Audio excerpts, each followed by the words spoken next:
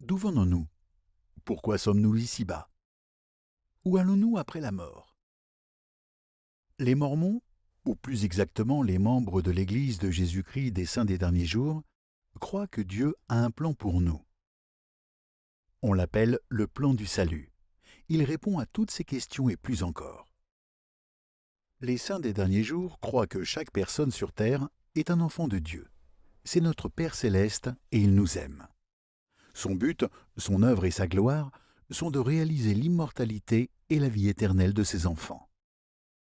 En d'autres termes, il veut que nous retournions en sa présence pour vivre éternellement avec lui et comme lui. Pour nous y aider, notre Père céleste nous a présenté un plan à suivre. Dans les Écritures, ce plan est appelé le plan du bonheur, le plan de rédemption ou le plan du salut. Examinons-le de plus près. Avant notre naissance sur la terre, nous étions les enfants d'esprit de notre Père céleste. Cette étape de notre progression éternelle s'appelle la vie préterrestre ou la vie prémortelle. L'amour et la gloire de notre Père céleste nous ont motivés à devenir davantage semblables à lui. Pour ce faire, Dieu savait qu'il fallait que chacun de nous reçoive un corps physique. Cette vie mortelle, avec toutes ses difficultés et ses joies, est une occasion d'apprendre par l'expérience et de voir si nous ferons tout ce que le Seigneur nous commandera. Sous la direction de notre Père céleste, Jésus-Christ a créé la terre afin que nous ayons un lieu où faire tout cela. Ainsi, dans la vie préterrestre, nous avons choisi d'accepter ce plan du salut et d'entrer dans la condition mortelle. Ici, Dieu continue à nous accorder le libre arbitre, qui est la liberté d'agir, afin que nous apprenions à discerner le bien du mal et à choisir le bien. Dieu nous demande de montrer notre amour pour lui en obéissant à ses commandements. Tu aimeras le Seigneur, ton Dieu, de tout ton cœur, de toute ton âme et de toute ta pensée. En plus de ces commandements, Dieu nous demande de recevoir des ordonnances sacrées comme le baptême.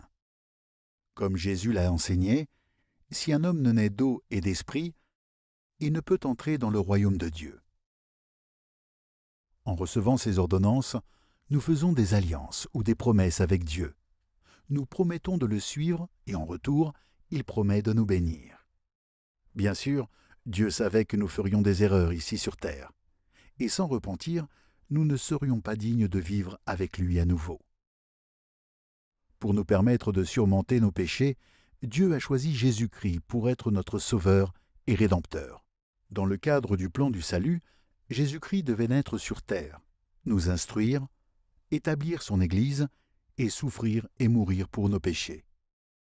Grâce à son sacrifice, nous pouvons nous repentir et recevoir le pardon de nos péchés et de nos erreurs.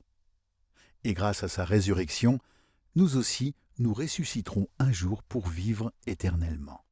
Comme l'a écrit l'apôtre Paul, comme tous meurent en Adam, de même aussi tous revivront en Christ. Bien sûr, avant de ressusciter, nous devons mourir. Tout comme la naissance, la mort fait partie du plan du salut. Il est dur de perdre des êtres chers et des amis. Cependant, nous savons que l'esprit est éternel. Après la mort, les gens qui nous sont chers et tous ceux qui sont nés sur terre continuent de vivre. À la mort, notre esprit quitte notre corps mortel et va dans le monde des esprits. Là, nous attendons le moment où notre corps ressuscitera. Pour ceux qui ont choisi d'obéir à Dieu dans cette vie, le monde des esprits est un lieu de paix et de repos des soucis terrestres. Les Écritures nous disent également que dans le monde des esprits, l'évangile de Jésus-Christ est prêché à tous ceux qui n'ont jamais eu l'occasion de l'entendre sur terre, ainsi qu'à tous ceux qui ont choisi de ne pas obéir aux commandements de Dieu. Lorsque le moment de ressusciter viendra, notre esprit et notre corps physique seront réunis. Mais cette fois, notre corps physique sera parfait et immortel, et nous ne connaîtrons plus jamais la mort physique. Après la résurrection, nous reviendrons en présence de Dieu pour être jugés. Nous aurons le souvenir parfait de tout ce que nous aurons fait de bien ou de mal durant notre vie ici-bas. En sa qualité de Sauveur et Rédempteur, Jésus-Christ sera notre avocat au jour du jugement. Si nous nous sommes repentis de nos péchés, nous serons pardonnés de nos erreurs passées. Le Nouveau Testament et la révélation moderne enseignent qu'il y a plus d'un royaume ou degré de gloire dans les cieux où les personnes ressuscitées demeureront après le jugement dernier. Comme Jésus lui-même l'a dit, il y a plusieurs demeures dans la maison de mon Père. Le premier, et le plus élevé des degrés, est le royaume céleste. Dans les Écritures, l'éclat et la gloire de ce royaume sont représentés par le soleil. C'est là que les justes vivront, ceux qui se sont repentis de leurs péchés, qui ont reçu les ordonnances de l'Évangile et qui ont été fidèles aux alliances qu'ils ont faites avec Dieu. Dieu le Père et son Fils Jésus-Christ demeurent dans le royaume céleste. Ceux qui méritent le royaume céleste vivront avec Dieu et seront comme lui, dans un état de gloire et de bonheur sans fin. Un autre endroit, appelé royaume terrestre, est destiné à ceux qui ont mené une vie juste dans l'ensemble, mais n'ont pas été aussi fidèles à l'Évangile de Jésus-Christ. Dans les Écritures, le royaume terrestre est représenté par l'éclat de la lune. Les personnes qui ont mené une vie mauvaise, mais qui, dans le monde des esprits, ont fini par reconnaître le Christ comme le Sauveur, vivront dans le royaume céleste, le plus bas des 3 degrés de gloire.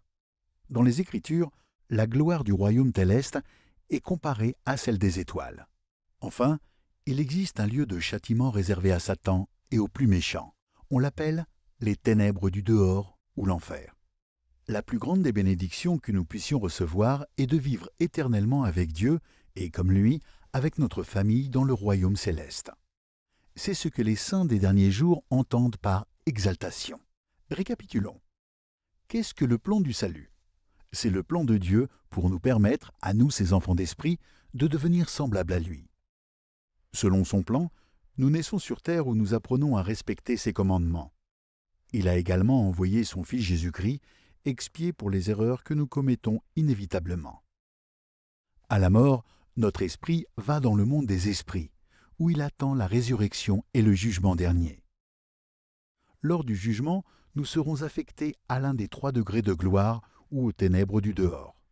Le jugement sera basé sur nos actions sur terre et sur le genre de personnes que nous sommes devenus. Dieu nous aime.